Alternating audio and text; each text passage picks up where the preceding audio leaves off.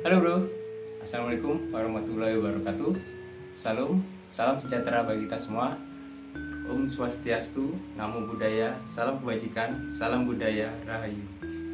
Selamat berjumpa lagi dengan saya, Agung dari GBB Pusaka Channel. Untuk tayangan kita kali ini, setelah beberapa waktu lalu kita membahas mengenai masalah esoteris, maka untuk saat ini kita akan membahas masalah eksoteris. Artinya kita akan membahas mengenai hal-hal yang terkait dengan pusaka yang tampak mata. Artinya ada dapur, tangguh, dan pamor.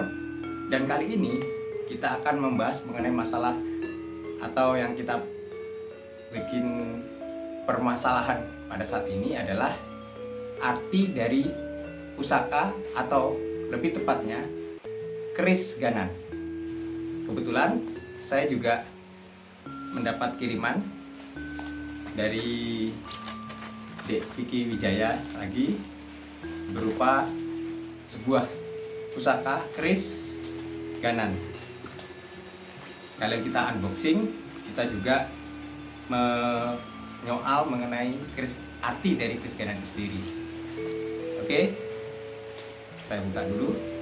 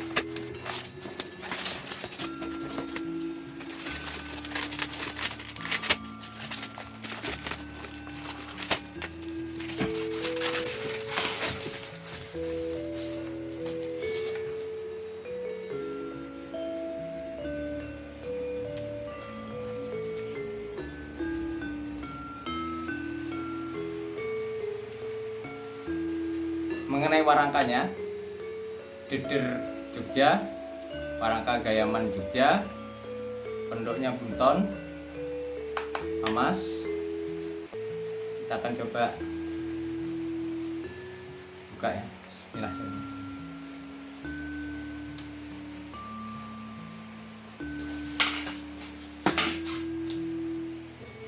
Masih plastikan bro, masih yang plastik. Salah satu bentuk atau jenis dari keris ganan dengan dimensi panjang sekitar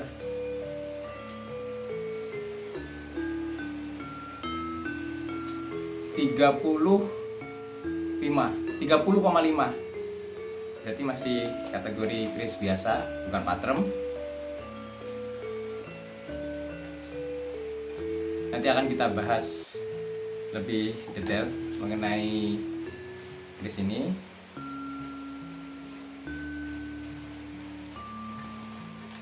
Istilah ganan sendiri, sebagaimana kita ketahui, dipopulerkan oleh Bapak Haryono Haryoguritno. Setelah saya mencari literatur mengenai arti dari ganan, ganan berasal dari kata gana. Kalau dari Kamus Besar Bahasa Indonesia berarti kekayaan. Kalau dari pendapat salah satu senior perkerisan diambil dari Kamus Bahasa Jawa yang berarti anak lebah atau bayi dalam kandungan. Jadi gana itu sendiri atau ganan secara etimologis berarti adalah kata yang memiliki arti dari Ganesha atau salah satu makhluk yang dalam agama Hindu Siwa disebutkan adalah putra dari Batara Siwa dengan berbentuk makhluk kerdil artinya kerdil dengan memiliki belalai. Kemudian dikenal sebagai penopang dunia. Sedangkan dalam istilah lain lagi, arti yang lain, Ganesha adalah merupakan dewa ilmu pengetahuan. Gana atau Ganan berarti setelah kita mengetahui arti secara etimologis, maka berasal dari kata Gana yang ditambah dengan N adalah merupakan salah satu bentuk keris yang di bagian gandiknya, ini adalah gandik, ada semacam relief atau seni usi aji inukir yang bermotif atau bergambar atau berbentuk makhluk hewan, manusia, atau makhluk mitologis. Kemudian kalau kita merunut lagi macam-macam bentuk selain yang ada punya saya, nanti akan kita bahas lebih detail lagi, dan kemudian nanti akan kita buatkan short videonya, jadi bro-bro sekalian bisa melihat lebih detail lagi dari video short. Jika kita merunut pada salah satu ensiklopedia Jawa ya, yang disebut ensiklopedia Jawa atau Suluk Tembang Raras atau lebih dikenal dengan Serat Centini, sekitar tahun 1815 yang diprakarsai oleh PB5 Kasunanan Surakarta, atau istilah lainnya adalah beliau dikenal dengan nama Sunan Sugih, karena sebelum beliau jumeneng dengan nama Kanjeng Gusti Pangeran Adipati Anom Mangkunegoro, beliau bersama dengan Ronggo Sutrisno, Kyai Yosodipuro, serta Kyai Sastrodipuro membuat atau menghimpun dari beberapa cerita, mitos, bahkan sempat melakukan semacam penelitian gitu ya, dengan membuat Suluk Tembang Raras. Di sini dalam bab 1 sampai dengan bab 4 memang tidak ada istilah Ganan itu sendiri. Keris Ganan tidak ada. Pada catatan saya pada bab 1 mengenai membahas pedoman membuat keris dan landaian. Bab 2 pengetahuan keris dan tombak, mulai dari nama-nama rician, pamor, tangguh, raja-raja yang menciptakan, ciri-ciri dapur, keris dan tombak. Bab 3 menguraikan makna, murad, dan rahasia keris atau falsafah keris. Sedangkan bab 4 memuat hari yang baik untuk menyepuh dan membusanani keris. Sehingga tidak ada arti nama Ganan itu sendiri. Makanya seperti yang saya sampaikan dari awal, dipopulerkan keris Ganan oleh Bapak Haryo Guritno. Mungkin begitu. Kemudian setelah saya melihat pada buku dapur karangan KGP Hadiwijoyo, di situ disebutkan ada sekitar 13 dapur keris yang tergambar, yaitu 1 Semar Petak, 2 Raksasa, 3 Putut, 4 Gajah Singa, 5 Singa, 6 Singa Sango Tumpeng, 7 Sona, 8 Larmonga, 9 Singa Sinebaning Gilah, 10 Panji Kuda, 11 Naga Keras, 12 Naga Sosro, 13 Naga Seluman. Sedangkan yang tidak tercatat ada sekitar 22.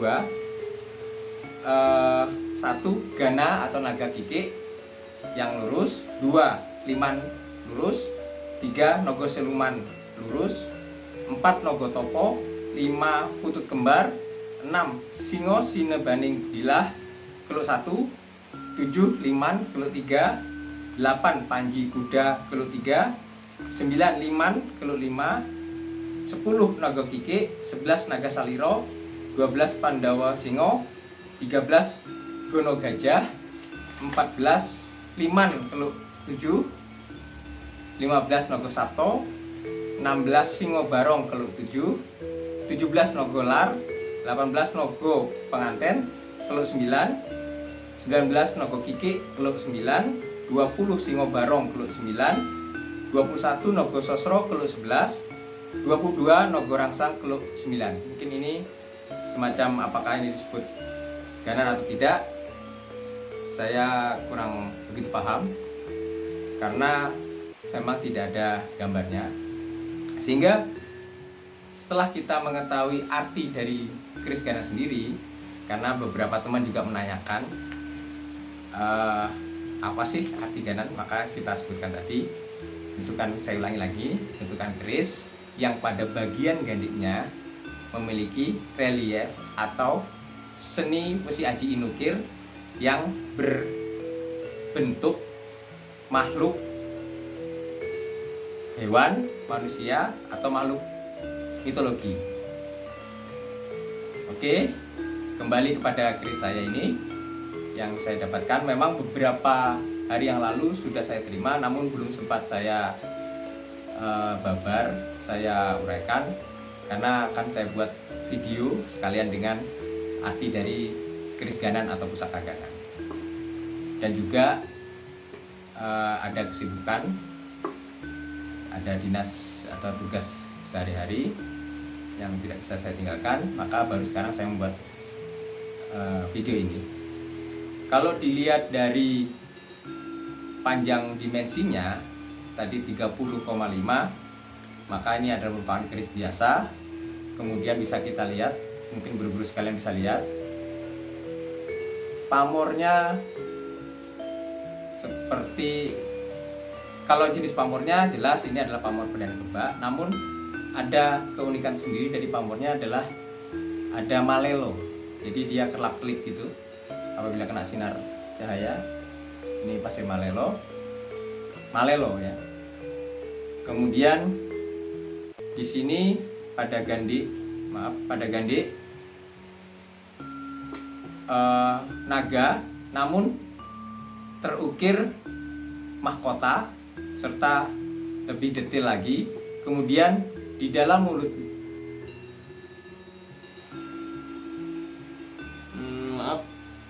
kelihatan ya, dalam mulut naga ini ada semacam mut-mutan,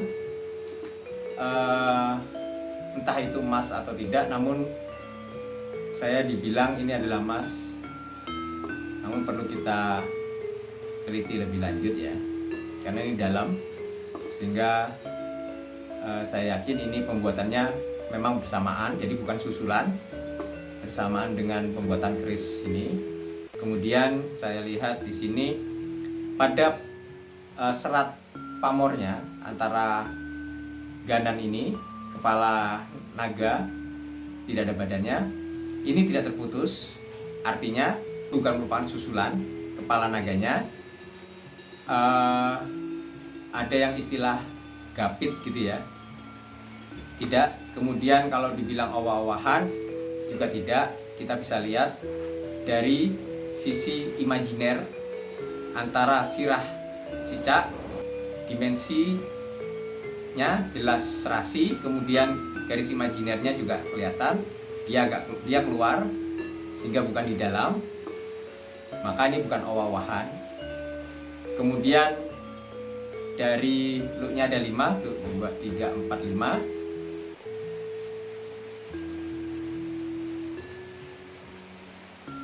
Sekarang kita membahas masalah tangguh.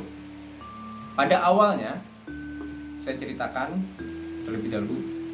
Pada awalnya Deviki bilang ini adalah keris tuban. Saya mengiyakan keris tuban. Cuman eranya era apa? Karena pada saat itu belum dibersihkan. Namun setelah saya dapatkan artinya fotonya, setelah dikirimi fotonya, maka saya yakin ini adalah keris pesisir karena malelo ya. Kemudian lihat wasuhannya juga kering gitu ya. Kemudian looknya ini serasi, wangun banget, wangun. Kemudian identifikasi lainnya, kalau dibilang ini eranya era Majapahit, pada saat itu saya mengiyakan karena pada saat masih kotor, besinya agak kehijauan, ini tampak. Kemudian setelah saya sharing ya, konsultasi sharing dengan salah satu senior, Mas Bendrat ya, dibilang ini adalah Tangguh Cirebon, lihat dari gaya garapnya. Akhirnya saya, oh iya, saya lupa. Karena apa? Karena Cirebon juga daerah pesisir juga.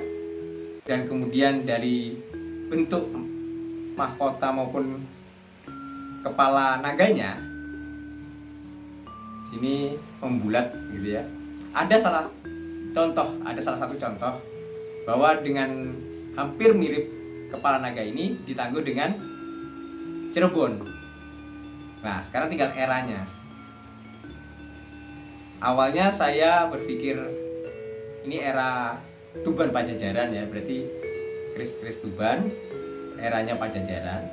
Namun sangat jarang sekali Tuban itu memiliki keris yang berlook. Walaupun ada, tapi sangat jarang. Saya katakan sekali lagi, sangat jarang. Lebih lazimnya, lebih seringnya adalah keris lurus. Setelah dibilang ini keris Cirebon, maka saya setuju. Mungkin guru-guru sekalian bisa menangguh yang lain, tapi saya sepakat bahwa ini adalah merupakan keris Cirebon. Sedang eranya, karena dibilang ini era Mataram Sepuh, atau tepatnya adalah Sultan Agung, maka pengetahuan saya, Kesultanan Cirebon pada era Sultan Agung ya, 1613 sampai dengan 1645, di Cirebon itu dipimpin oleh Panembahan Mas era-era tersebut, atau beliau lebih dikenal dengan nama Panembahan Ratu yang pertama. Kemudian dilihat dari sisi garapnya, saya yakin sekali ini sangat-sangat bagus kerisnya, wangunnya, terutama wangunnya ya. Bahannya malelo untuk pamornya, sedangkan besiannya tadi dibilang era Mataram Sepuh, terutama Sultan Agung. Mungkin begitu. Hal-hal lain yang terkait dengan keris Ganan itu sendiri, saya pikir sudah cukup.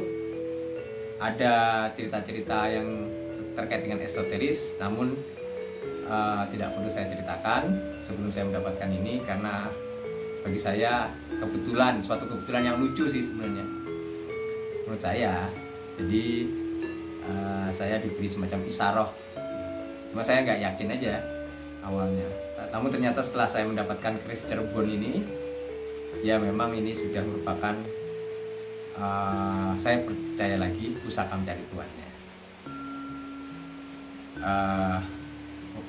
Mungkin gitu.